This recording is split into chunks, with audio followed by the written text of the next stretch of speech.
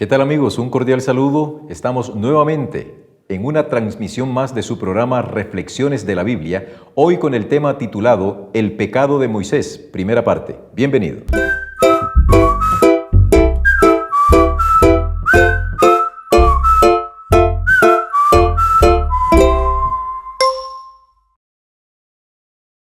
¿Sabías que en Génesis capítulo 6, versículos 1 al 4, se encuentra una narración muy interesante?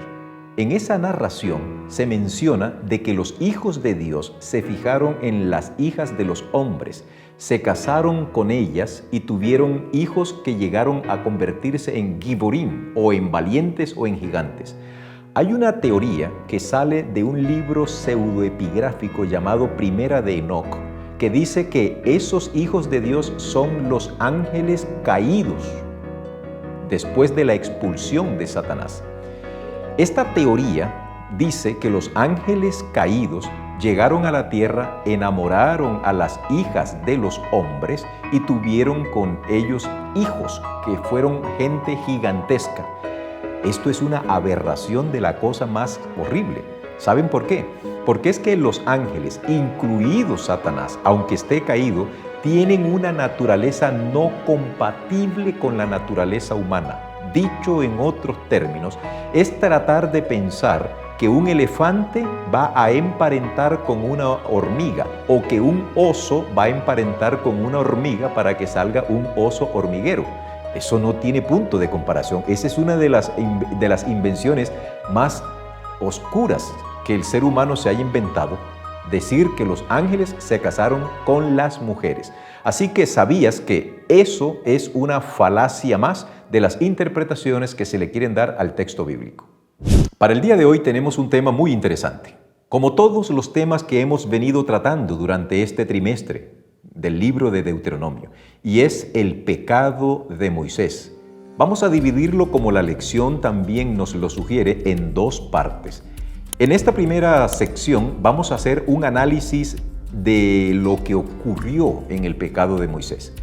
Yo quisiera decirte, apreciado amigo, apreciado oyente, tú tienes la lección en tu casa, tienes el folleto, existen diversos medios a través de los cuales nosotros podemos encontrar la lección. Tú tienes el deber sagrado, la responsabilidad de estudiar la Biblia por ti mismo. En consecuencia, yo no voy a estar tratando de repetir todo lo que ya tú has leído. Quisiera más bien exponer otros elementos que no están en el texto de la lección, pero que forman parte del eje temático de la misma. Para esto es importante esclarecer o decirte lo siguiente. En la Biblia hay unas zonas que nosotros en teología llamamos las zonas grises. ¿En qué consisten las zonas grises? Son aquellas porciones del relato bíblico en el que o en los que el autor no escribe nada más. Por ejemplo, la Biblia no indica qué pasó entre la huida de Jesús a Egipto y el tiempo que estuvo allá. No se dice nada. Eso ha permitido que muchas mentes calenturientas se pongan a inventar cosas. Dice que Jesús en ese lapso, dice que estuvo en el Tíbet, llenándose de la influencia y de la sabiduría de los supuestos maestros humanos.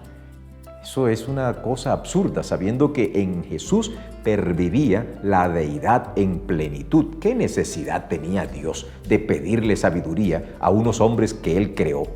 Eso es un absurdo, pero eso es lo que ocurre con las zonas grises. Entonces, otro ejemplo de las zonas grises es cuando miramos, cuando narra la Biblia que nació una hija de Adán.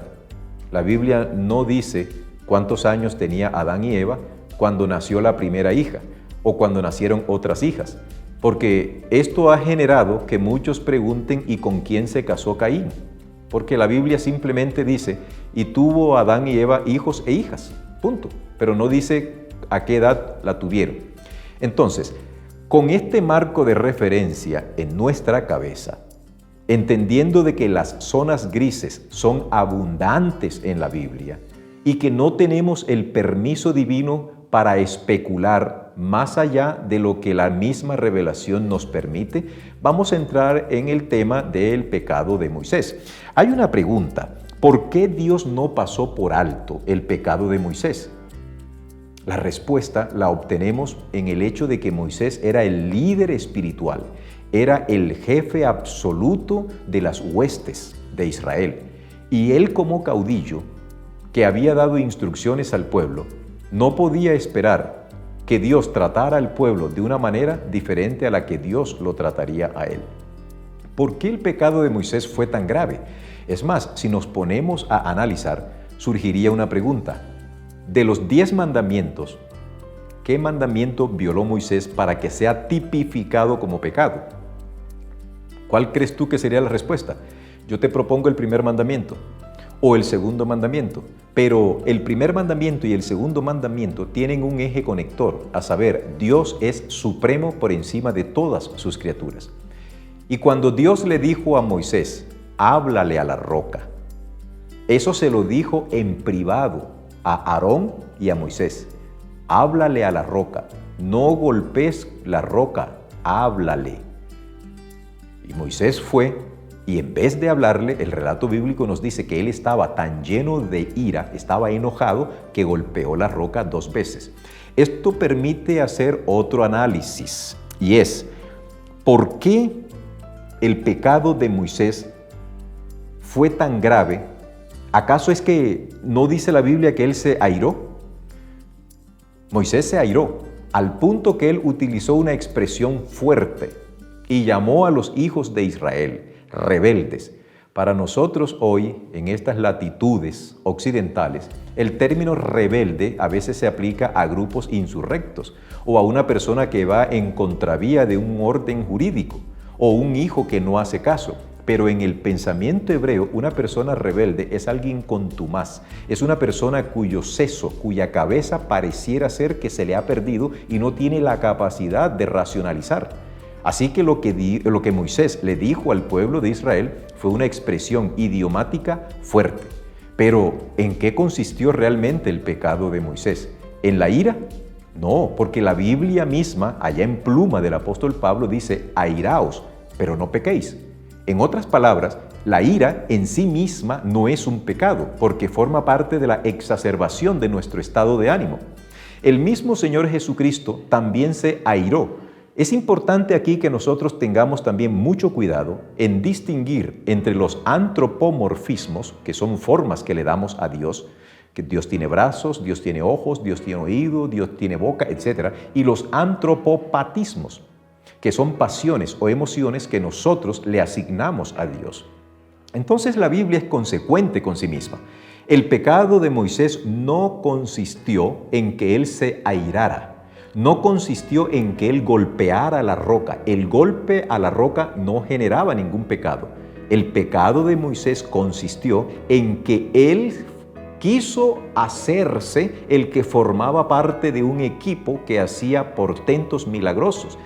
Al expresar, oh pueblos rebeldes, os hemos de hacer salir agua, Moisés prácticamente dijo, yo formo parte del equipo hacedor de milagros. Sin mí, este milagro no se puede realizar. Y a Dios eso no le gustó. Para mañana vamos a ver la segunda parte de el pecado de Moisés y vamos a analizar otros elementos que subyacen detrás de esto que llamamos las zonas grises y que están perfectamente identificadas también en el texto bíblico en otros libros. Que Dios te bendiga en este día.